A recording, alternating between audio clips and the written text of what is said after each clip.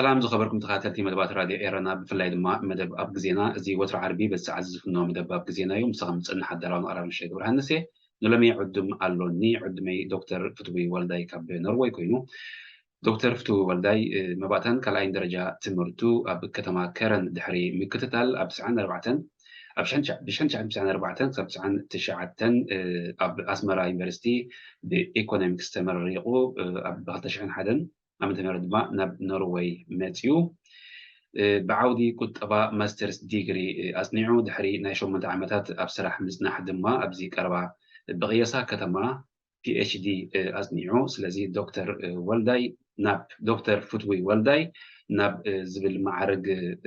بريخلو أبزي جزيزي أب حدا ترانسبورتن كيسا كتمان زنتف تكال يسرحلو زي حبريتان كابتي قدمي عامت مس راديو إيرانا زقبرو قال معتت زوصل كويو دكتور فتوي والداي بزي كازي مس راديو إيرانا زقبر كايو على الدحريو زي معبل كايو وصح كايو درجة نايت مرتخون خل زي معبل كايو نايت مقرون نايت سرح خون خل متلو نسمعتي نختلا اليوم نقرأ معدل كبا كامو عند حردانين سطرا كوينو نابنا لو معلالنا كناتينا لو معنتينا كايدو علال بزعبازي إذا حلفه كنيات زتقبر فيستيفالات زملكت بهلاوي مشيت ونتخيل نيرو منغستي إرترا أب سدات بزلو ناتو دقفتي فيستيفالات كايدو نيرو دليت فتح دما ناتوم أب أمريكا بهلاوي مشيت كم زكايدو يفلت زوم نتبتات زياتهم وزوم فتصامتات زياتهم بمقان هاجراوي قدياتنا بمقان زلونا بدوهاتن حتوتاتن مفتيحتاتهم ويكاني تزلنا خنتات كما يخفتح زقبو زوم نتبتات زيومك نتايو ترازلهم نتاي تلوازلهم سلامتاي كخسابكم ازارب تخوينو ابزبلو زعباتات ان مهين كنبهارينا سو كم تقدم زبلكو دكتور فتوي والداي حجز لك حدش حبريتا نسبات كنقرهم زي أما عبير اللخوز خالله زناد فوز وسقط الكني عدل كبا كان ما دحرينا على نحناتو مجمريا كمسكنا كادر لي شيشاي يغني لي تي زبلكاو آخر تعرفي تزقلت كله قال إستاهل لها دحري زما عبد دحر هالي ها مالك بملكة تمرتي كونن بمستي سرحي تحاج مسمر مرجع تحاج زهو ስለዚህ የአኽልና እቲ ሕልፍንቲ ፍንጌርካ ጽቡቕ ጌርካ ኣላሊኻ ንዘለኻ ዝውስኾ ይብለይ ነቲ ዕድል ግን ነዝሃብካና ዕድል ሎሚ ከምዚ ኢልና ክንመያየጥ እሞ ምናልባት ንሰማዕቲ ከገድስ ይኽእል ዝኽእል ሓሳብ ይህልዎ ኸውን ኢልካ ክብሂብካ ስለዝዓደምካኒ ንኣኻ መስጊነካ ከምኡ ንሬድዮ ኤረና ነቲ ፈጢራቶ ዘላ ፕላትፎርም يقول نتي ناي راديو إيرانا تيم كمسجنو دلي. صبوا مار دكتور فتوي كمية عزيب كايو تعزب تخا انتاي مسل أبتم تخايدو فيستيفالات نايتهم فيستيفالات انتاي نقولو تي نفاس ويتي هوا هو كسب حجي عايز حلن زلو بقلاش نخس أزيو ترن قفيتها ومتصلو بقلاش نخ أزيو نا أداوي نقع قبرنا زبل ملختي سمع له زوم كلتها تتقاررتي بمنترتي إرترا هاجرنان حزبي إرتران زلوا وخنتات كم يتعذب كايو أدلاي نيرودو إلك تأمن كم مثلاً أبوزح كفافلنا هنريو زلنا هاي نسمعني بمسرته تزين ورز بحال دك حنت هاجر كوينكا مو أبتفل على دمبتات تجوجاجيل كانوا سو كمان عند احترافين نايم الرخاب عدلكا وحيدوسي بقوبة عين الناترا أخاف نبر إن كان لها نسيت زي نبور زبها التنبور كون زجبو أو نيا حبار داس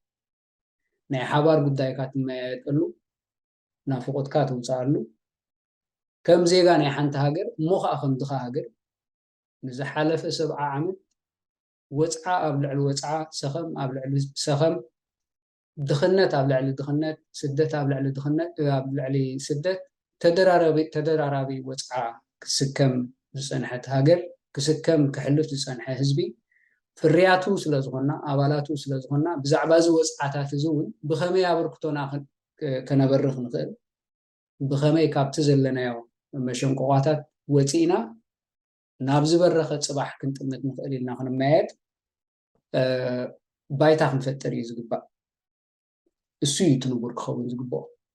ሕጂ ከምኡ ብዘይ ምግባርና ጥራሒቱ ዘይንቡር እምበር ከምኡ ክንገብር ምኽኣልና ወይ ኣብ ከምኡ ገፁ ዘእንፍት ኣብ ሓደ ዳስ ክንበር ምኽኣልና ወይ ከምኡ ዓይነት ፕላትፎርም ክፈጥር ዝኽእል ተበግሶታት እንድሕር ክውሰድ ተኻኢሉ ንሱ ይትንቡር ምተባህለ ሕጂ ግን እቲ ናይ ሓባር ዳስ ክኸውን ዝግብኦ ናይ ሓባር ዳስ ክኸውን ብዝኽእለሉ መንገዲ ድዩ ተቀይሱ ንኩላና ዓዳሚ ኣሳታፊ ዝኾነ ከም ዜጋታት ኣኽቢሩ ሃገራዊ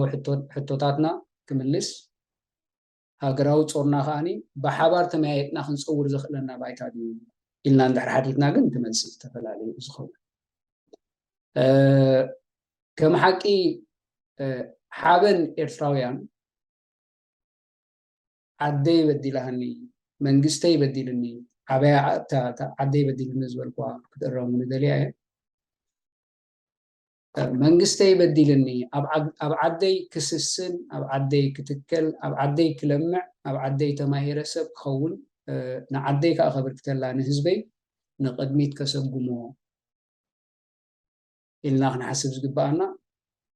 كابتاخن عقب اللان كنسسنا اللان زجبانا هاديمنا يناوتنا ካብቲ ኣብ ዓድና ክህልወና ዝግባእ ክብሪ ኣብዛ ሰዓት እዚኣ ዝበዝሐ ኤርትራዊ መንእሰይ ኣብ ስደት ይሕሸኒ ዓደይ እሾክ ኮይናትኒ ኢሉ ይወፅእ ስለዚ እቲ ክንሕበነሉ ዝግባኣና ዓድና ዳ እምበር ኣብ ስደት ምስ መፃና ክንሕበን ኣይኮነን እሱ ይኮነን እቲ መግለፂና ስለዚ ኣብ ደገ ንገብሮ ምህላውና ይሕዝን እዩ እቲ ዝግበረሉ ዘሎ ባይታ እቲ ዝግበረሉ ዘሎ ሃሁ እቲ ወፅዓና እቲ ንቅድሚት ከሰጉመና ዝግባእ ሃገራዊ ፍርያትና ብሓፈሻሲ ካብዚ ዘለናዮ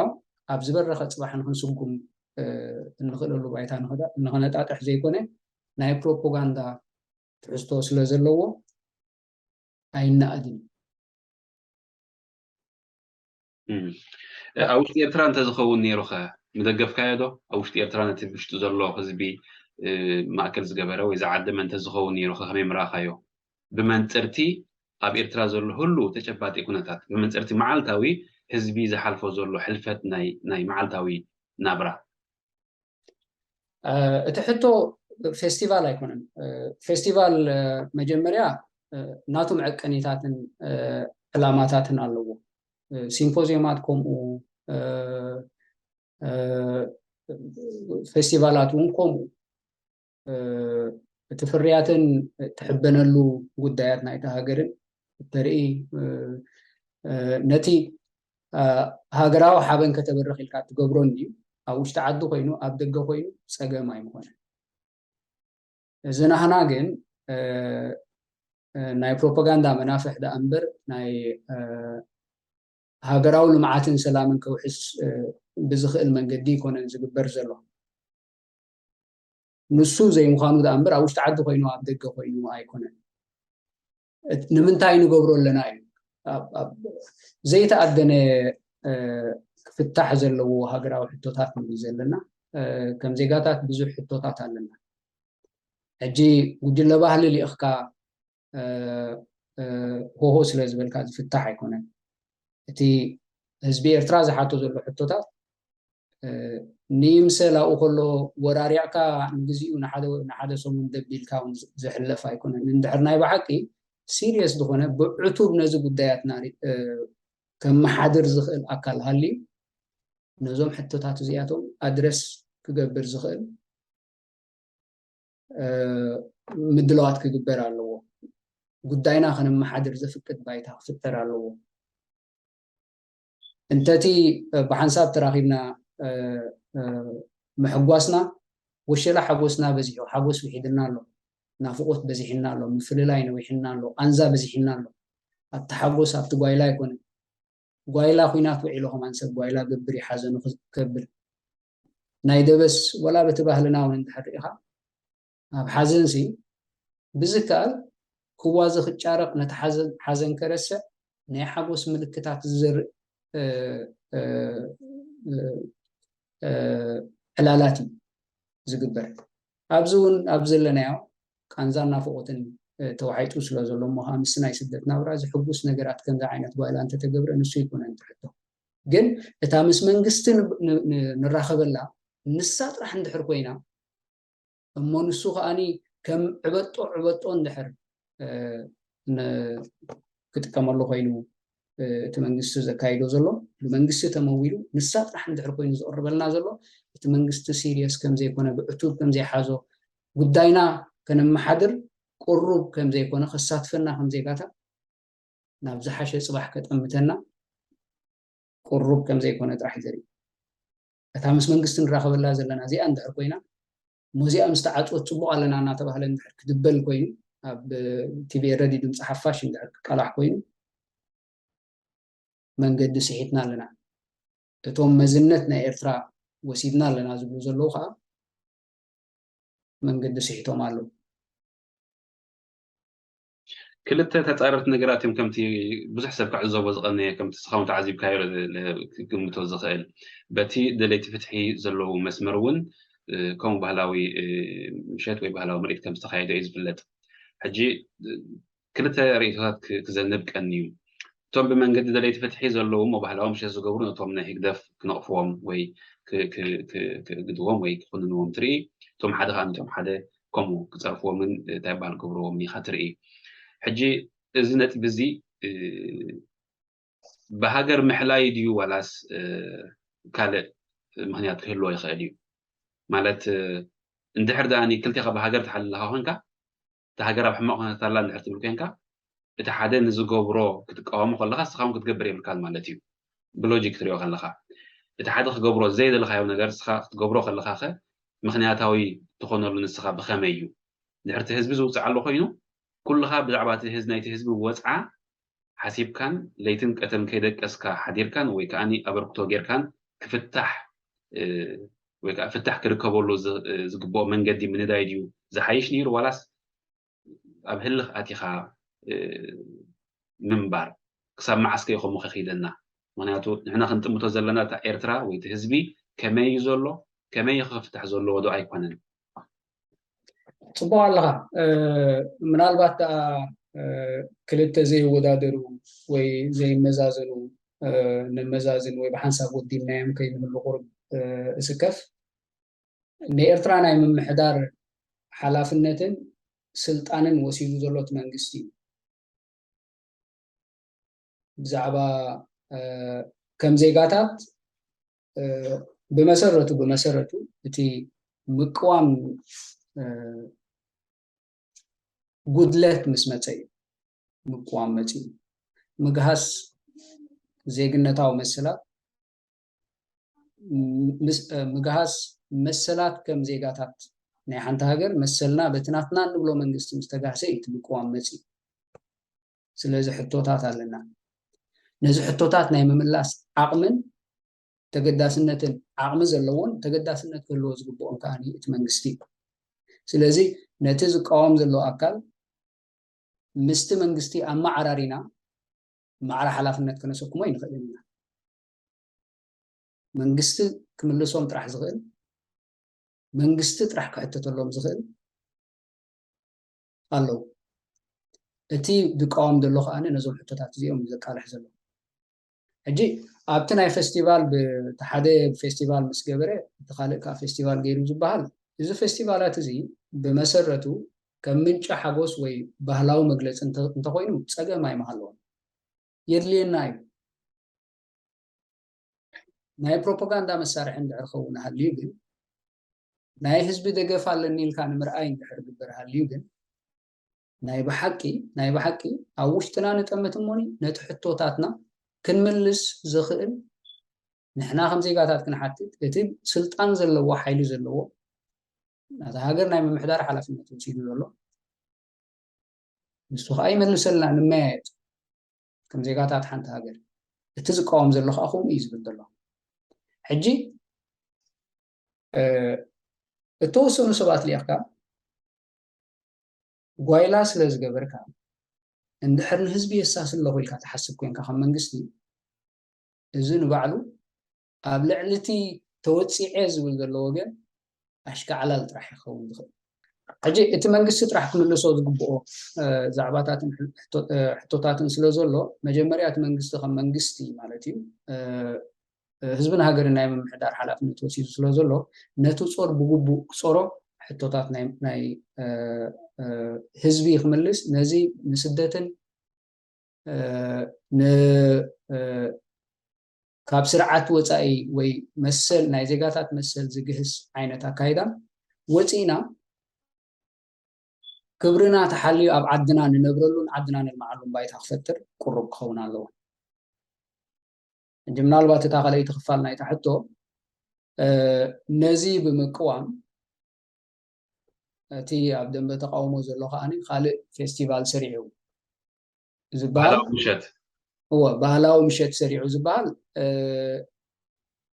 እቲ ከም ምጥምማት ወይ ድማ ኣብዚ ሓደ ባህላዊ ምሸት ስለ ዝተዳለወ ከም ናቱ ተፃይ እንድሕር ዝስራዕ ሃልዩ እዚ መንገድኻ ምስሓት እዩ እዚ ካብቲ ብእስትራቴጂ ተመሪሕካ ከድምዕ ዝኽእል መንገዲ ኣብ ክንዲ ምባል ኣብ ምጥምማት ገፁ ዝኸይድ እዩ ግን ምናልባት እንድሕር ነቲ ክራኸብ ዘይክእል ዝነበረ እሞ ኣብቲ ብቆንስላዊ ብመንገዲ ቆንስል ድዩ ወላ ኤምባሲ ድዩ ዝስራዕ ክሳተፍ ዘይደሊ ሰብ እንድሕር ናይ መራኸቢ ባይታ ፈጢርሉ ክሕጎስ እንድሕር ክኢሉ ወሸላ ሓጎስና በዚሑ ሕጂ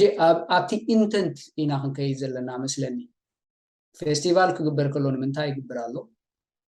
እቲ ካልእ ንኡ ከም ተፃይ ናቱ ተባሂሉ ወይ መጣምቲ ናቱ ዝግበር ዘሎ ንምንታይ ይግበር ኣሎ እንድሕር ኣብ ምጥምማት ኮይኑ ከርባሓና ይኽእል እንታይ ውፅኢትካ ክንረኽበሉ ንኽእል ኣብኡታት ኢና ክንሓስብ ዘለና መስለኒ ሕጂ ኣብታ መጀመርያ ዝበልክዋ ክልተ ዘይወዳደሩ ነገራት ብሓንሳብ ንውድኖም ከይንህሉ ግን ምጥንቃቕ የድሊ ዝበልክዋ እቲ መንግስቲ ናቱ ሓላፍነት ምስዛይ ዝኾነ ካልእ ዜጋ ጉድለት ወይ ጠለብ ወይ ምቋም ክነተሓዞ ይንኽእል ኢና ንሱ ጥራሕ እዩ ዝሕተተሉ እቲ ኣብቲ ሃገር ኣጋጢሙ ዘሎ ፍሽል ጌጋ ስትራቴጂ ጌጋ ፖሊሲ ዕንወት ድኽነት ሞት ኩናት እንድሕር ሃልዩ ንሱ ጥራሕ እዩ ክምልሶ ዘሎ ኣብ ፋብሪካ ጠፍጢፉ ዝሰርሑ ሰብ ስለዘየሎ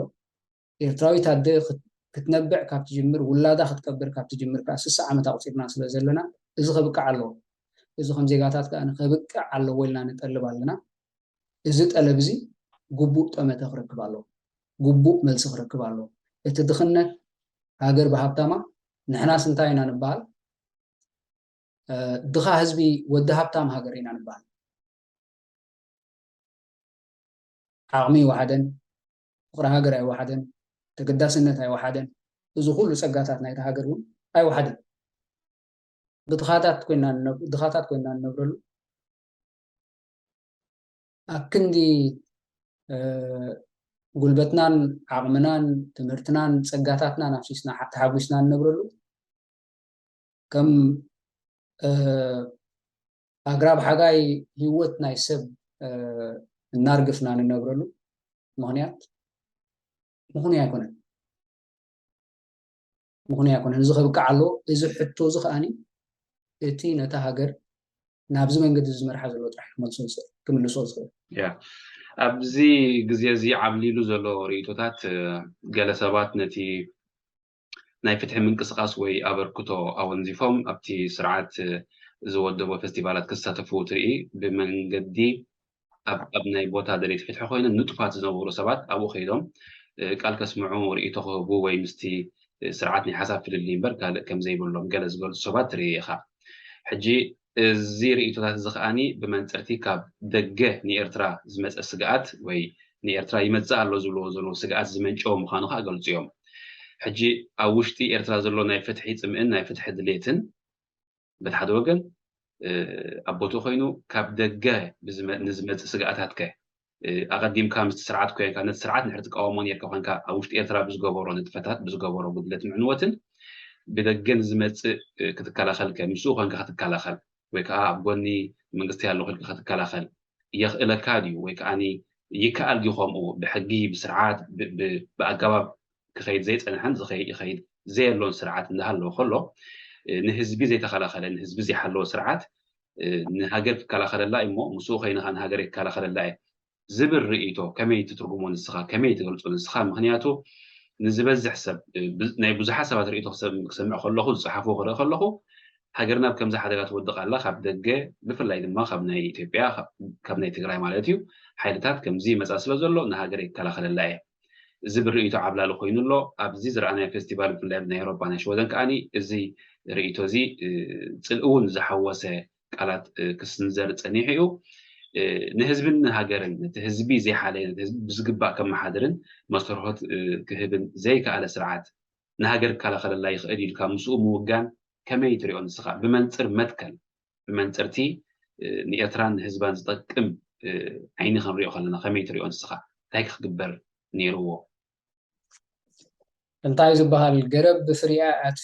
ትምዘን ወይ በትትህቦ ፍሬ ብኡ እያ ትልካዕ ዝበሃል ብሂል ኣሎ እቲ ካልእ እሞ ንግደፎ ኣብ ዝሓለፈ 20 ዓመት ግን ተጓዓዝናያ ጉዕዞ ንዝክሮ ኢና እንተወሓደ እቲ ናይ ድኽነት ናይ ልምዓት ናይ ካልእ ምስ ቁጠባዊ መስተርበት ናይ እቲ ህዝብን ሃገርን ዝተሓሓዝ መሆኑ ንግደፎ ህዝባዊ ተሳትፎ ቅዋም ፀዲቑ ኣብ መንጎ ህዝብን መንግስትን ዘሎ ርክብ ብደረጃ መሰል ከመሓድር ግዴታ ናይ መንግስትን መሰል ናይ ህዝብን ከመሓድር ዝረቐቐ ሕጊ ድልው እናሃለወ ነተን 16 ዓመት በለን 17 ዓመት ካብ 2001 ክሳብ 2018 ምስ ኢትዮጵያ ዕርቂ ዝፍፀም ወይ ሰላም ኮይኑ እዩ ዝበሃል ኩናት መፀ እናተባህለ ኢና ሓሊፍና ኩናት ስለ ዘሎ ዝክንገብር ኣይንኽእል ኢና ኩናት ስለ ዘሎ ዝክንገብር ኣይንኽእል ኢና 2008 ግን እንታይ ተባሂሉ ኣብ መንጎና ናብ መንጎ ኢትዮጵያን ዘሎ ጉዳይ 2008 ነበር ፕሬዚደንት ኢሳያስ ቃለመጠይቅ ክገብር ከሎ ኣብ መንጎና ናብ መንጎ ኢትዮጵያን ዘሎ እዚ ጉዳይ ዶ ተፈቲሑ እዩ ወላ ኣብ ባይታ ፊዚካሊ ወላ እንተዘይተበለ ቪርቹዋሊ ግን ውዱእ እዩ ዲማርኬትድ እዩ ስለዚ ናይ ዶ ጉዳይ እፁው እዩ ኢሉ ነይሩ ግን ዘቤታዊ ጉዳያትና ግን ክንመሓድር ዕድል ኣይረኸብና ንምንታይ ኣብቲ ዕድላት ኣብቲ እዋንቲ ፖለቲካዊ ኣጀንዳና ሰሪዕና ጉዳይና ክንፍትሓሉ ዘይንኽእል ይህን ክንበሃሉ ዘይንኽእል እንታይ ስለ ዝነበረ እዩ ድሕሪኡ ድሕሪ 2008 ክሳብ 2018 10 ዓመት መፅኡ ሓደሽቲ ኢንዌንዶስ ሓደሽቲ ቅድመ ኩነታትን እናተፈጥረ ክናዋሒ ፀኒሑ እዚ ናይ ሕጂ ፕሮፓጋንዳ ኸ ካብኡ ዝፈልዮ እንታይ ስለ ዘሎ እዩ እንታይ ዝተፈለየ ነገር እቲ መንግስቲ መርገፂኡ ይኹን ኣረኣዩ ኣብ ህዝቢ ኤርትራ ዝቐየሮ ነገር የለን ኩነታትና እናባእሰ ይኸይድ ኣሎ ከም ዝቐድም ኣቢለ ዝበልክዎ ድኻታት ዜጋታት ደቂ ሃብታም ሃገር ኮይና ድኽነትና እናዘያደ ኸይድ ኣሎ ብመልክዕ መሰል እውን ንዜጋ ክብሪ ዝህብ ኤርትራዊ ካብ ኣብ ስደት ኣብ ዓዱ ዝያዳ ዝኸበረ ምዃኑ ከርኢ ዝኽእል ዝኾነ ይኹን ቅንጣብ መርኣያ የለን ስለዚህ እንታይ ስለዚ ተቀየረ ንምንታይ እዩ ትምርጫ ካብ መቕሎ ናብ ነበልባል ዝኸውን ኣረምቲ ክንከውን ኣይንልና ከም ዜጋታት መንግስቲ ጋገልሎት ናይ መጀመርታ ትልዕል ኩሉ ሓላፍነቱ ዘንጊዑ ዜጋታቱ ይብድል ኣሎ እዚ ኣይበቃዓናን ከም ዜጋታት መሰልና በመጽወታ ክንቅበል ኣያመልክዓልናን ብሕልፍን ትርፍን ኢና ከፊልና ክንብል እናኸኣልና ንምንታይ ካብታ መቕሎ ነጢርና ተሓውታ ነበልባልነት እዚ ምርጫ ኣይኮነን እንጂ በቲ ወገን መንግስቲ ጉጅለ ባህሊ ሊእኽካ ብጓይላ ዝፍታሕ ኣይኮነን ንኣና ንህዝብን ንሃገርን ዝበቅዕ ኣካይዳ ምረፁ ምናልባት ኣብ መንጎ ፋስን ኢድን ዘሎ እጀታ ወይ ለዓት ወይ ሓኽሊ ሊእኽካ ዝፍታሕ ኣይኮነን እዚ እታ ሓኽሊ ምናልባት መናውሒት ኮይና ነታ ካብታ ኢድ ናብ ፋስ ሓይሊ ሊእኻ ገረብ ትቆርፅ እንድሕራልያ ወይ ትማሊ ክፋል ጨንፈር ናይታ ገረብ እያ ነይራ እዞም ሰባት እዚኣቶም ካብቶም ዝውፅዑ ክፋል ሕብረተሰብ እዮም ወይ እውን ፅባሕ ካብታ ትቁረፅ ጨንፈር እዮም ስለዚ ብለዓት ዝፍታሕ ኣይኮነን ብሓኽሊ ዝፍታሕ ኣይኮነን እዚ ጉዳይና ብዕቱብ ተታሒዙ እቲ ክምልስ ትኽእል ጥራሕ ይክምልሶ ዝኽእል እቲ ሓላፍነት ወሲዱ ናይታ ሃገር ናይ ምምሕዳር ሓላፍነት ወሲዱ ዘሎ ኣካል ንሱ ጥራሕ ሲሪየስ ወሲዱ ኣድረስ ክገብሮ ዘለዎ እምበር ብጉጅለ ባህሊ ብመደርቲ ዝፍታሕ ስለ ዘይኮነ ብኡ መልክዕ እንተተራእየ ንኩላና ክርባሓናይ ግዜ ከዓ ጎይ ስለ ዘሎ ድሕሪ ሰብ እውን ተሪፍና ስለ ዘለና ካልኦት እናሰጎሙ ክንጎይ ዝኽእልና ባይታ ዳይና ክንፈጥር ዘለና እምበር ኣብ ጓይላን ጣቕዒትን ተፀሚድና ነቲ ቅድሚ ዓይንና ዘሎ ህጉም ምርኣዩ ክሳብ ንስእን ክንዓውር ኣይግባእን እዚ ኣይበቃዓናን ኢና ኣና ኤርትራውያን ኩሉ ሰብ ቅድሚ ናብቲ ሓንቲ ሕቶ በንፃራ ዘላ ማለት እዩ ምስጋራይ ኣነፅር ከብላ ምስልን ዝሕቶ ንኤርትራ ከም ኤርትራ ክትህሉ ዘይደልይዋ ኣካላት ወይ ኣብ ጥቃና ኣለዉ ንኤርትራ ከም ኤርትራ ክትህሉ ዘይደልይዋ ፅልአና ምስ ህዝቢ ኤርትራ እዩ ምስ ኤርትራውነት እዩ ምስ እንታይነት ናይ ኤርትራ እዩ ዝብሉ ስለ ዘለውን ብብዝሒ ከዓ ይነግሩና ስለ ዘለውን ንሕና ኤርትራ ክትህሉ ኢና ንደሊ ኤርትራውነት ክጠፋእ ይንደልዮም ኢና ስለዚ ምዚ ስርዓት ወጊና ኣለና እዩ ዘሎ እቲ መረዳእታ ወይ እቲ ትርጉም ናይቲ ኣተሓሳስባ ሕጂ እዚ ምስቲ ስርዓት ኮንካ ይሕሎ ድዩ ኢቱ ሕቶ ክሕሎ ይኽእል ኣይመስለንን ፅቡቅ እንኳ ኣምፃእከያ ምናልባት ብሓደ ጎና ጥራሕ ኣተኲረ ክዛረብ ፀኒሐ ይመስለኒ እዚ ደለናዮ ተኣፋፊ ከባቢ ዝንጉዕ እየ ማለት ኣይኮነን ግን ብከምዚ ይኮነን ዝሕሎ ናይ ኤርትራ ድሕነትን ቀፃልነትን ቅድም ኣቢለ ብሓደ ኣጋጣሚ ዝጠቐስኳ ሓንቲ እንታይ ነይራ ወዲ ሰብሲ ብመሰረቱ ንኩናት ዝወፍር ንክመውት ኢሉ ይኮነን ቀፃልነት ናይ ሂወት ንከውሕስ ኢሉ ንኩናት ዝወፍር እቲ ሂወቱ ክምንዝዖ ንብረቱ ቤቱ ክደፍር ዝመፅእ ዘሎ ንኡ ክልክል እሞ ዋሕስ ውሑስ ናብራ ቤቱን ናብሩኡን ምእንቲ ቀፃልነት ክህልዎ ብሓፂሩ ሂወቱ ክብረታ ሓልያ ቀፃልነት ንክህልዋ እዩ እናስወፍር ኣብቲ መስርሕ ነታ ኣባይ ከባርር ክብል ክቆስል ክእል ክመውት ክእል ብመሰረቱ ግን ኩናት እትወፍሮ ነቲ ዘለካ ክብሪ ንክትዕቅብ ነቲ ዘለካ ክብሪ ንከይተጥፍእ ኢኻ ኩናት ትወፍር እምበር ብተለምዶ ኩናት ናቱ ርውየት ስለ ዝህብ እሞኒ ብዘይ ዝኾነ ይኹን ምክንያት ኩናት ዝወፍር ሂወቱ ክከፍል ኢሉ ዝወፍር ሰብ የለን ወይ እውን ኩናት ክወፍር ከለዉ ኣነ ክመውት ኢሉ ይኮነ ዝወፍር ንቤቱ ክምለስ ኢሉ ኩናት ዝወፍር ስለዚ ኩናት ወይ መስዋዕትነት እንብሎ ከም ባይ ፕሮዳክት ዳ እምበሪ ንሂወት ንምቅፃል ኣብ ዝግበር ፃዕሪ ዝኽፈል ዋጋ እዩ ናቱ ባይ ፕሮዳክት እዩ ስለዚ ሓደ ሰብ ኣብ ዓዱ እንድሕር ዝኸብር ኮይኑ ኣብ ዓዱ እንድሕር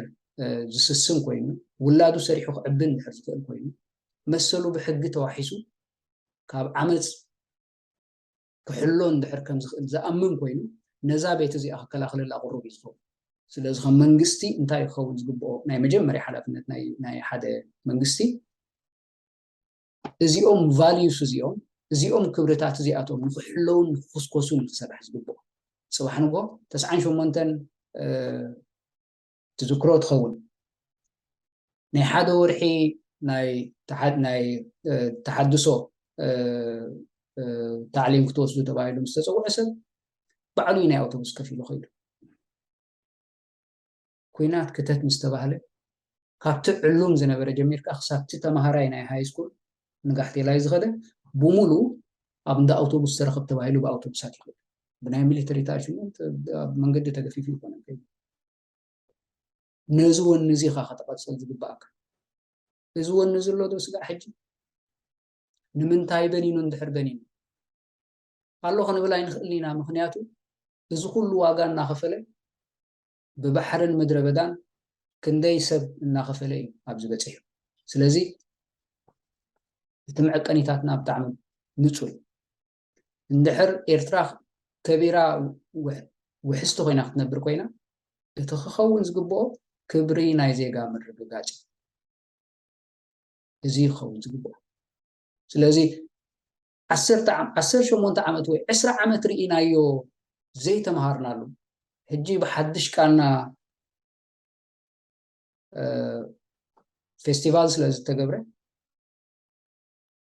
ወይውን ናይ ተወረርና ዓይነት ዳንኬራ ስለዚ ተገብረ حدش ውጽኢት ክንጽበይ ንኽእል ኢና እንታይ ግብር ኣሎ ብታዕድ እንታይ ፍታሕ ደምጽዎ ኣሎ እቲ መዕቀነ ናይቲ መንግስቲ እኮ እቲ ደገ ዝገብርዎ ዳንኬራ ኣይኮነን ወይ ትብዚ ዝምደር መደረ ኣይኮነን ኣብ ውሽጢ ዓዲ ፍርያት ናይቲ ሓው ሓብቲ ውላድ ናይቶም ኣብ ዓዲ ዘለዉ ኤርትራውያን ኮይና ጽቡቕ ናብታ ካልእቲ ሕቶ ክንሰግር ኢና እታ ካልእቲ ሕቶ ብባኣ ዘላ መንፅር ኮይና دليت فتحي نتسرعات نمقلاي مزخون يخون حالي كنسرح ندلينا خنسرح نخيلنا لنا حاليا لن زبل مرقتن مرداتنا اللوم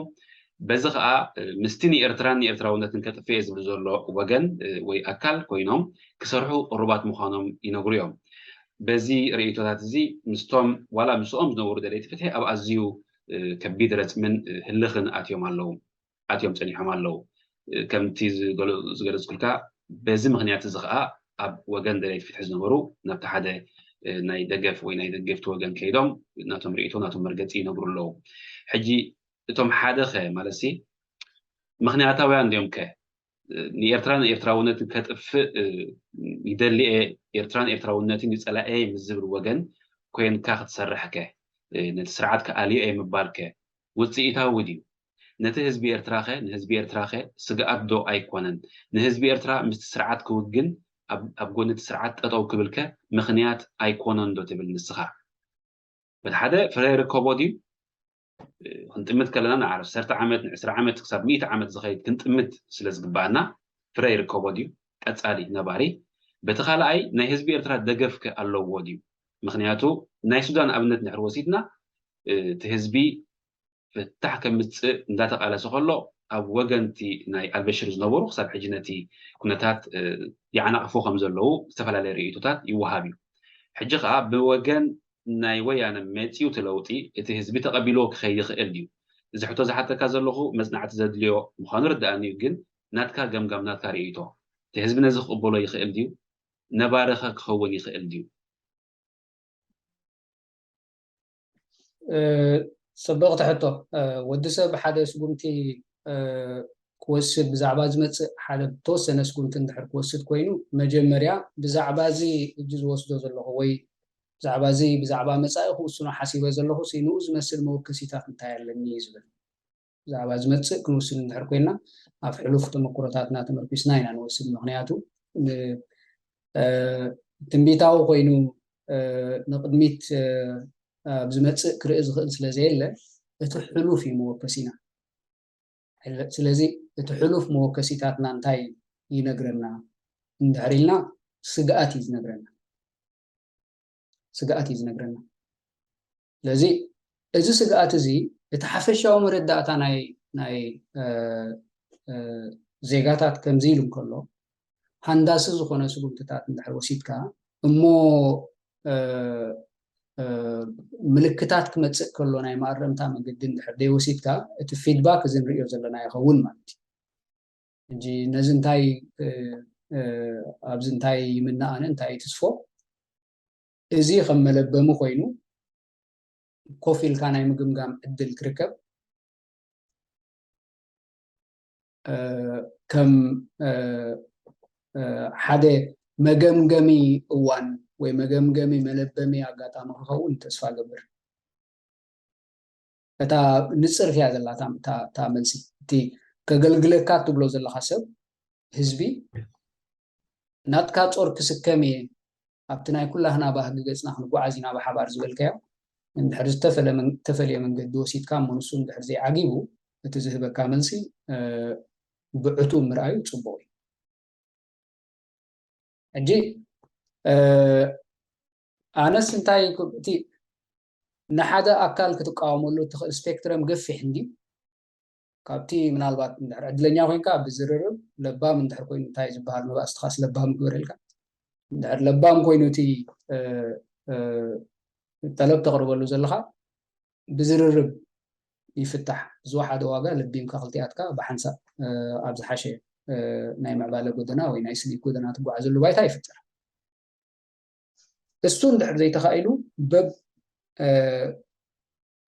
ብዘገምታ ማለት እዩ ነቲ ዝወሓደ ዋጋ ዝኽፍል እናፈተንካ ኢኻ ክትከይድ ዝግባእ ሕጂ ኣባና ዘይተፈተነ ብዙሕ ካብቲ ጫፍ ስጋዕ እቲ ጫፍ ዘሎ ስፔክትረም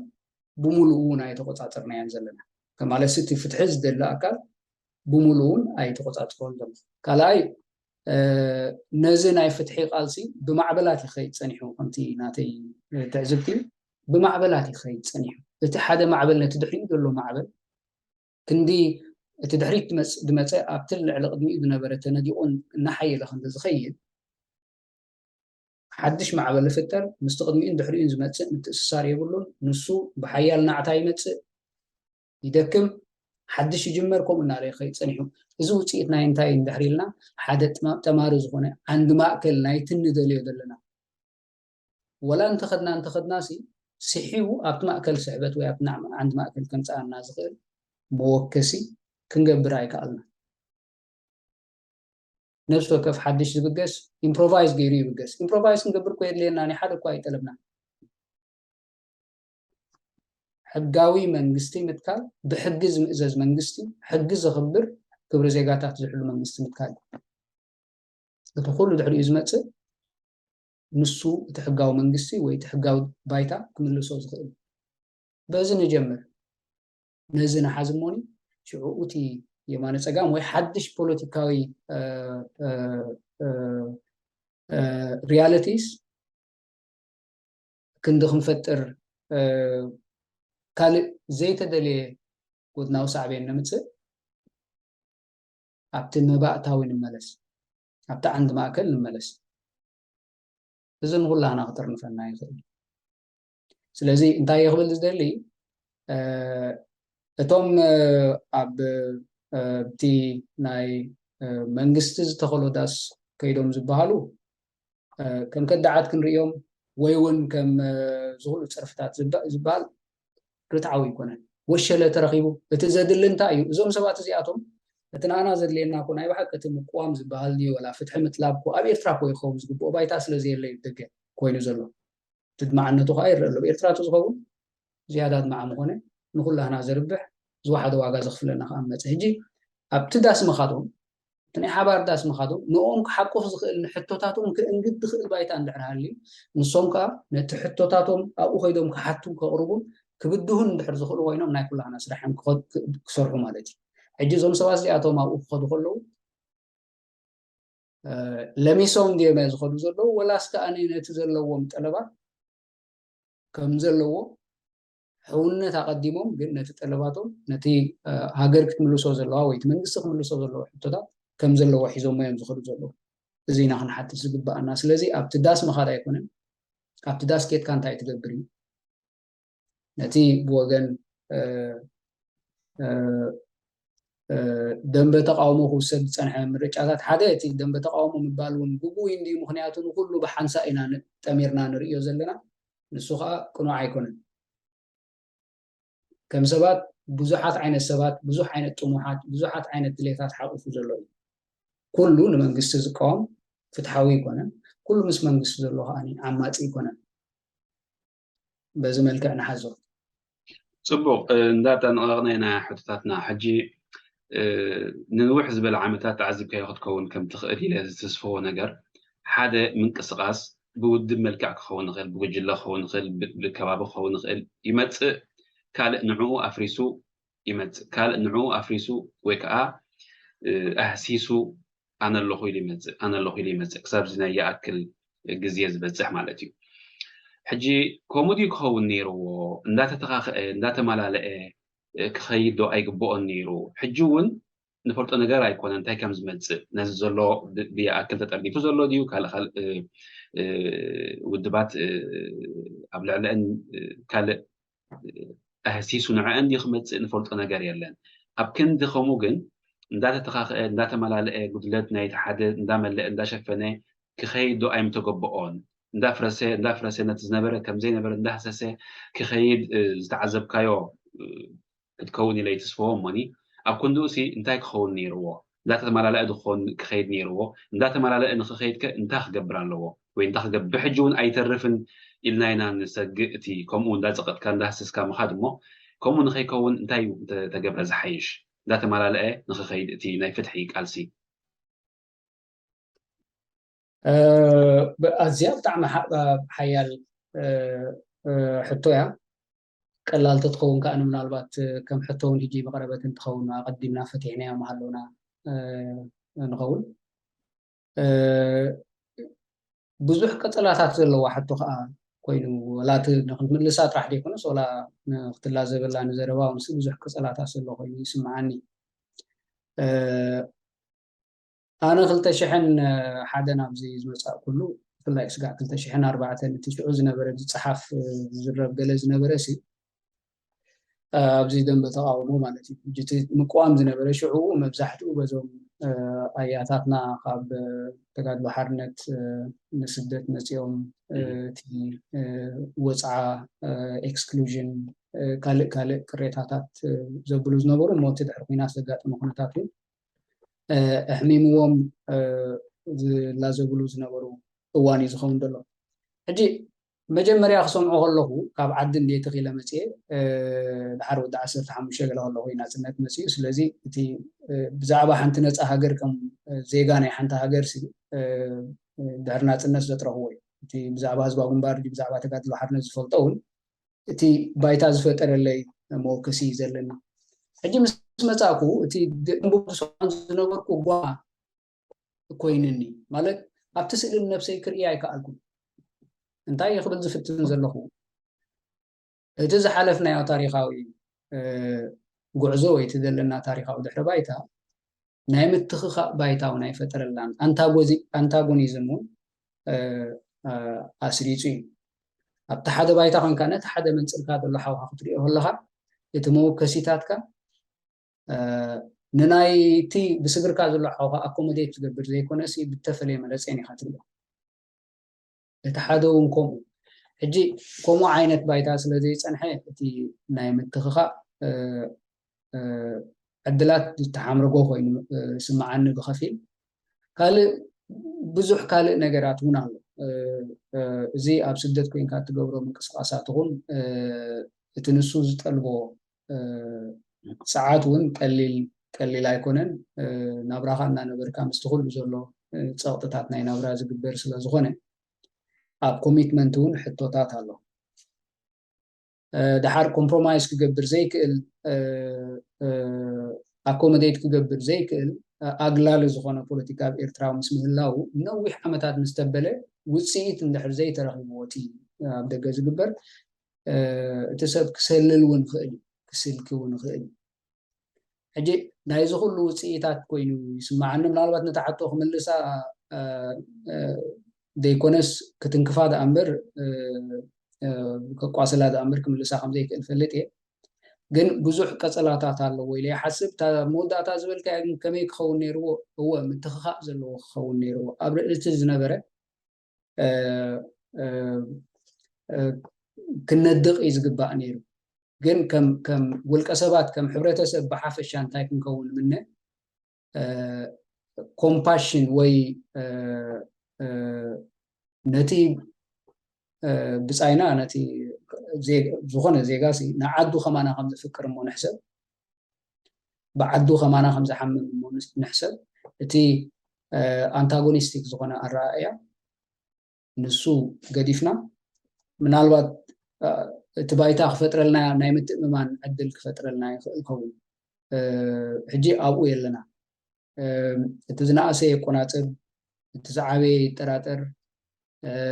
بزي أنت زي كيت كافتم عوت يلان كداعي غايب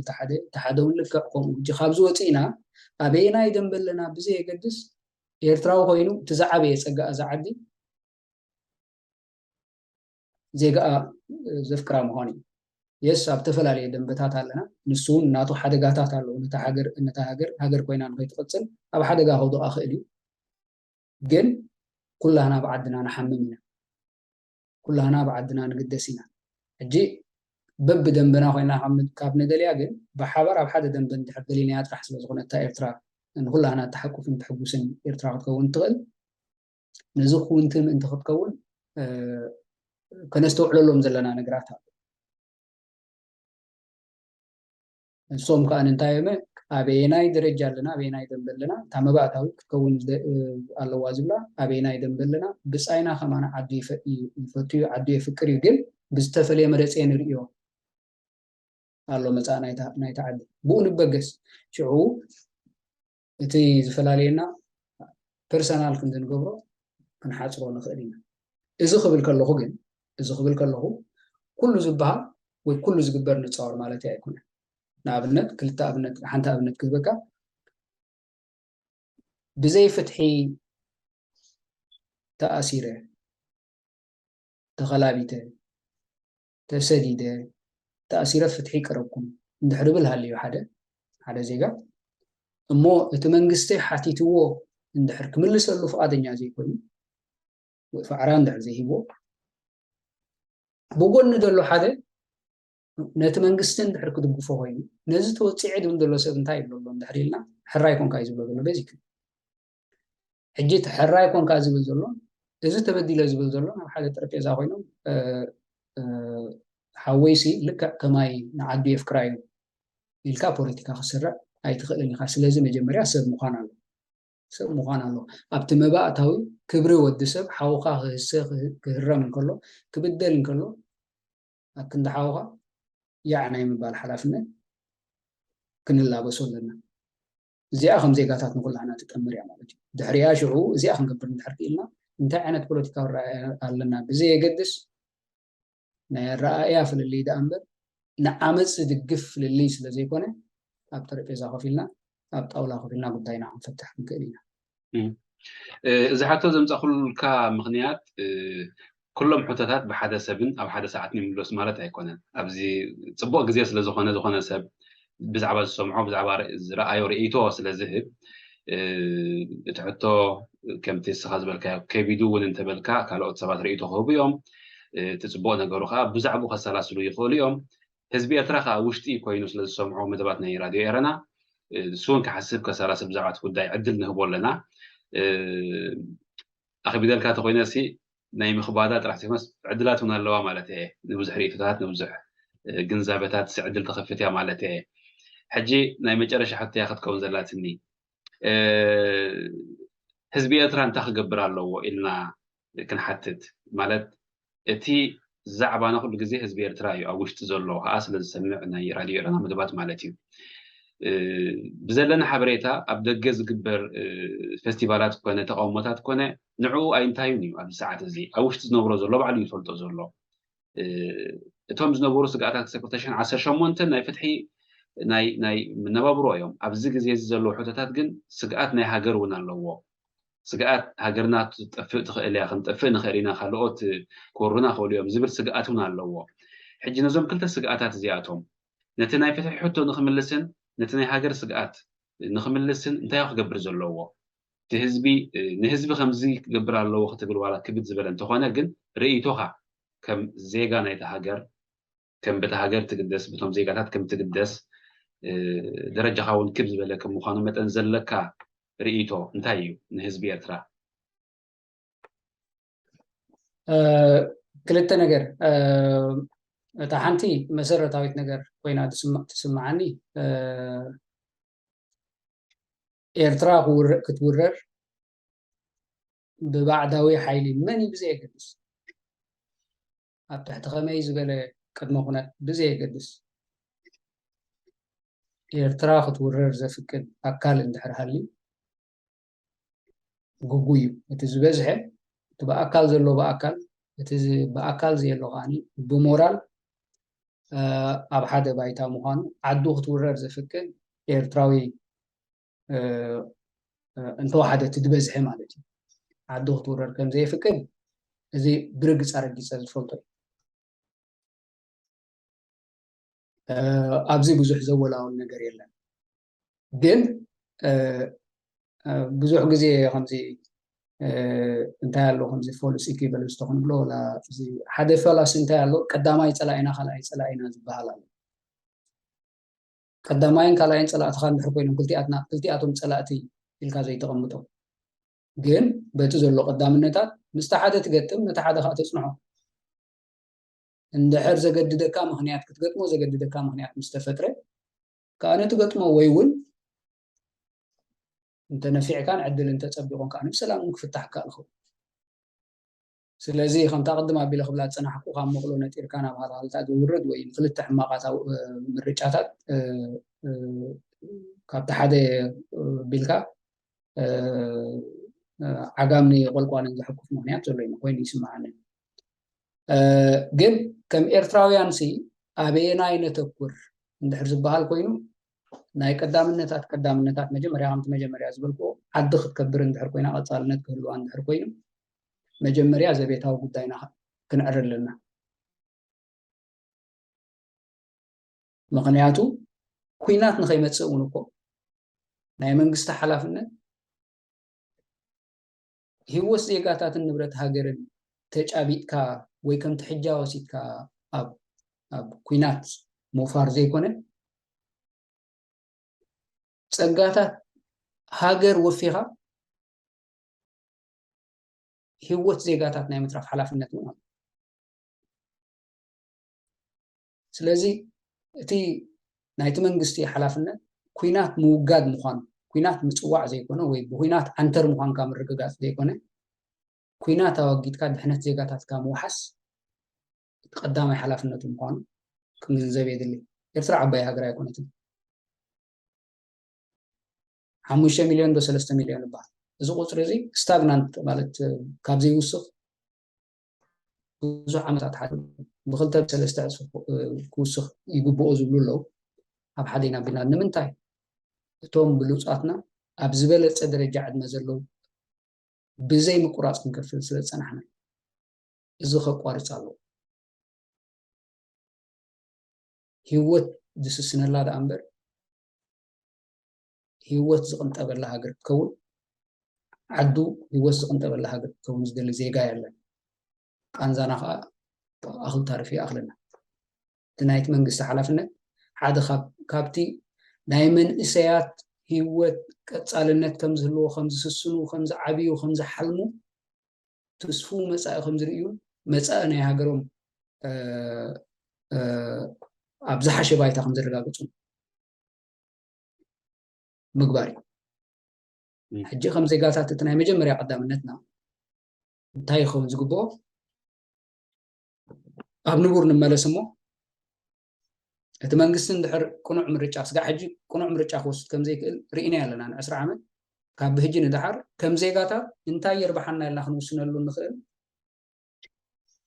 ሕጋዊ ባይታ ይሃልወና ሃገርና ብሓባር ኮይና ክንመሓድር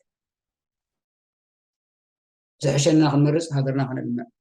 ብዙሓት ኣይኮንናን እቲ ዘሎ ፀጋታት ተጠቂምና ግን ኣብ ዝሓሸ ደረጃ ክንህሉ ተኽእሎ ኣሎ እሞ መጀመርያ ብሕጊ ዝግዛእ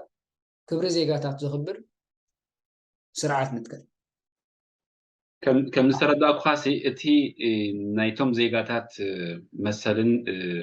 هيوتن تتخبيرو نسدت هيك قالوا عنيهم نسدت نحن زي تقاليعهم كا تهاجرت راح يترفن من سيا زي بالله يترفن تخلخت زي بالله يترفن زهانتو زي بالله يترفن زدفرا يلن مالت كانوا تخول حسين يخرجوا خلوها انا بركة تبوا الله أتي أقدم أبي لزبالكو نت مس وقت تححيز زبالكو أب عدو زخبر سب كاب عدو يسددني أب عدو زخبر سب كأنا نخوف كلاخ القرب سلازي حبوس زي كان دراليكا نهاجروخ كلاخ القرب زخنا زي قال لك قرب زي كان دراليكا خاني عين أبايون أي دفركاني سلازي تنزبل كيانين بتصقاتات ندحر دليلكا رجوع ندحر كوينا سلام كتوحس ندحر كيلكا حقوس يغان ندحر ليكا بتصقاتات ندحر دليلكا نهاجركا هتكلاخل بعاق مسبيغون بتصقاتات وغول بايتا سلازلكا اي تدفرني مالتي كم زازبل كيا هو بحث رزبيلا خمس رداتني ويكاني كم زمالت خاي خاني مبالي امبرا بريتو خاوي ابنات كامل ساعتي نملا سيكون كن بزخنه اتي علالنا مقصلنايو اتي زعباتات ازيو سفيحيو قاليو حلخلخ زبلايو اب قاليو اني قليل كخون خيليو جن مس غزي متان كنكيد مسناتكا غزي كال غزي خا بتماسال زعباتات ني هاجر بفلاينا بتعاود خون علال كنغبر تسفا ناغبركو ناتي حتتات ودي الله اندحر داني باخازو سخري تولبوا الكا خوينو اوش دي تران زلو حزبي مالتيو عدل كهبكا يغني لي شيشاي نلبا مايت معدونيها سلازي حزبي إرتراها أني